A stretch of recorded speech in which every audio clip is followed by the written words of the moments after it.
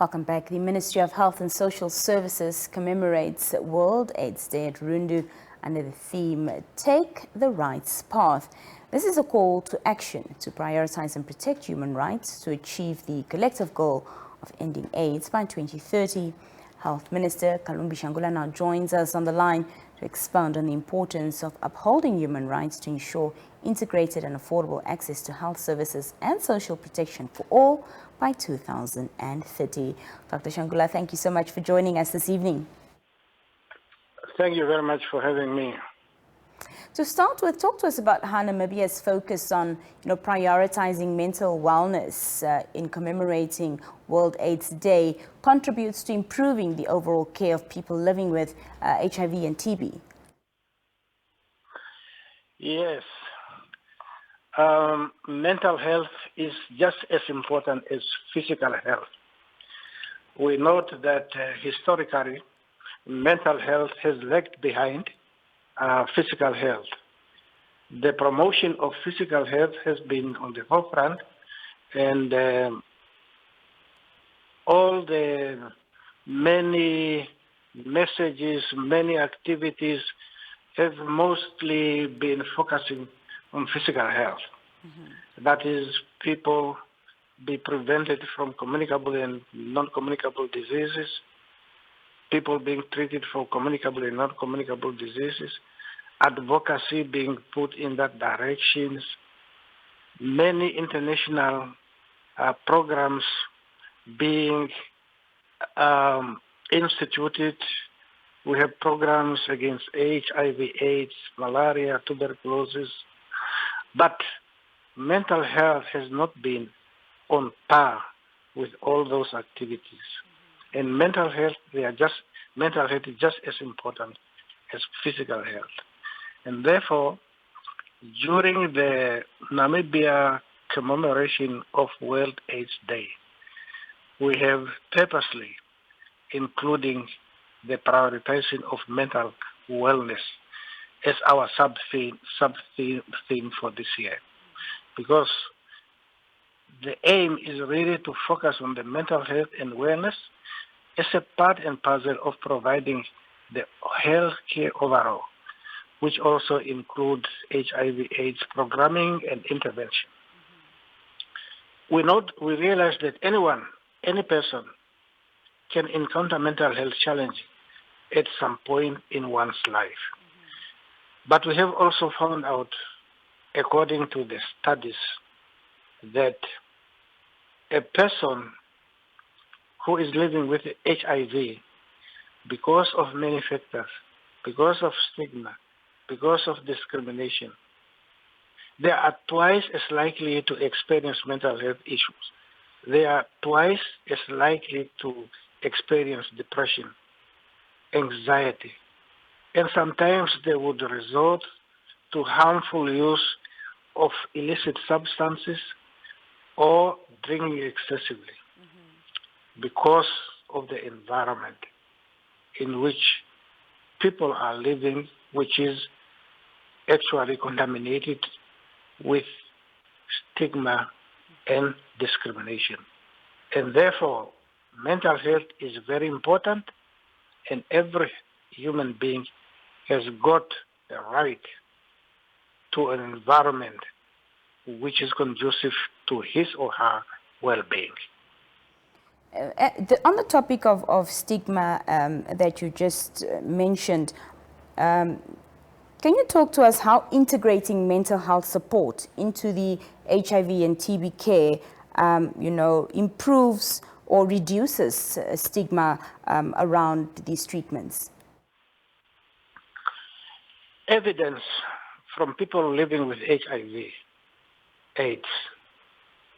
shows that when people are in support groups and when they are supporting one another, they are showing solidarity. The instances of mental health is greatly reduced. But you will find in an environment which is toxic against people living with HIV/AIDS, they tend to withdraw to themselves. and they tend to avoid conversation. They tend to avoid crowds. And in that environment, then of course it can lead to depression, then it can lead to anxiety, and you know that depression and anxiety, they are very serious conditions when it comes to mental health. And therefore, it is critically important that all of us create an environment which is conducive to a normal life of people living with HIV. Dr. Shangula, talk to us about the key interventions that have been successful in Namibia's fight against HIV, particularly regarding, testing, treatment, and viral suppression. Our interventions, they are basically founded on three pillars. Number one is the barrier method, and number two is source reduction, and number three is advocacy. Now, the first one, the barrier method, really is the cornerstone of prevention.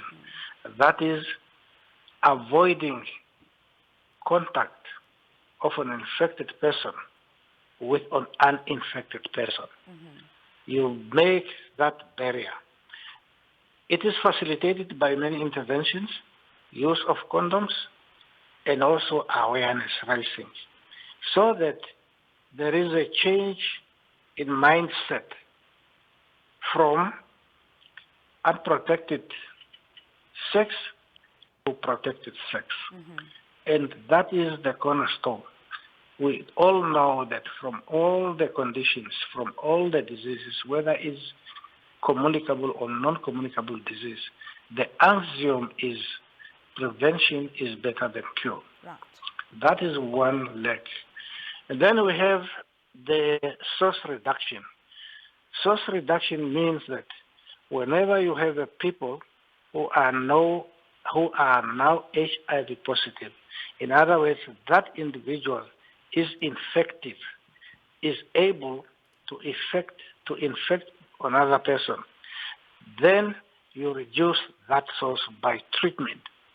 You put that person on antiretroviral treatment until that the viral load is suppressed, is no longer detectable through our conventional test, which will mean that that person is unable to transmit the infection to another person. So that is a very important component of our strategy, the source reduction. And of course, the final one is advocacy. Advocacy really includes a wide range of interventions. The first one is to empower individuals so that they take charge. They take charge of their own health. In other words, they know the do's and the don'ts. Yeah.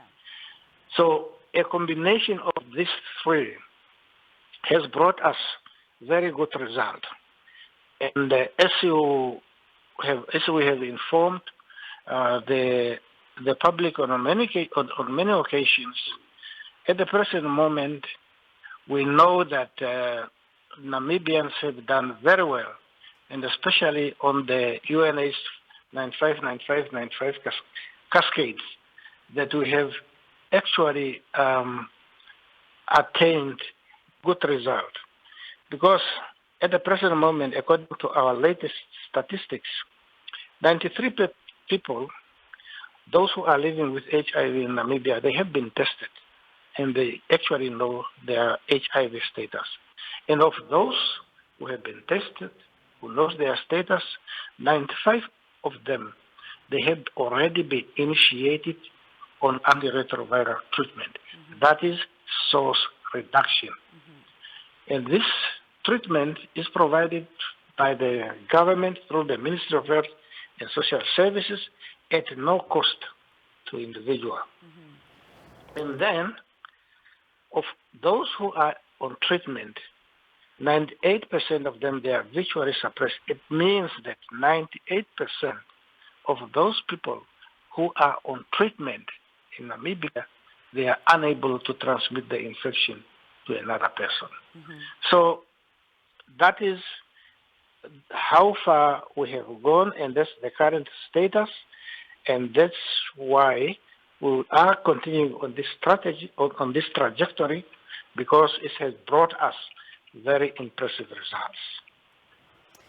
Dr. Shangula, just lastly before you go, do you have some statistics to share, to-date statistics that can tell us how many Namibians are currently living with HIV and AIDS? Well, according to our statistics for last year, we have about 230,000 people living with HIV in Namibia. And actually, the unfortunate part of it is that 65% of those are women.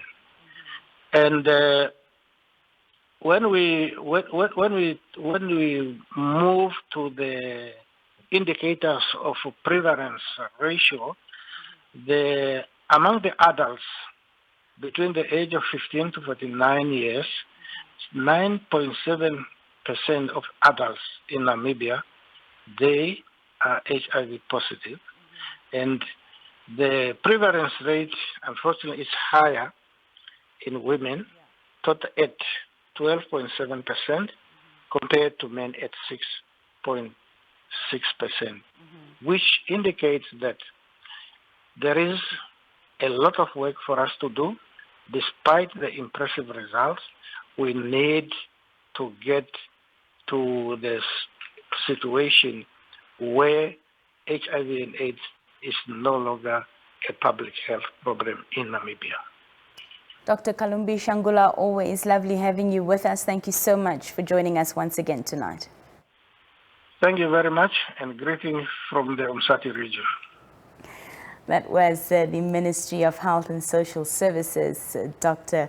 Kalumbi Shangula, speaking to us on the line. On that note, we wrap up today's edition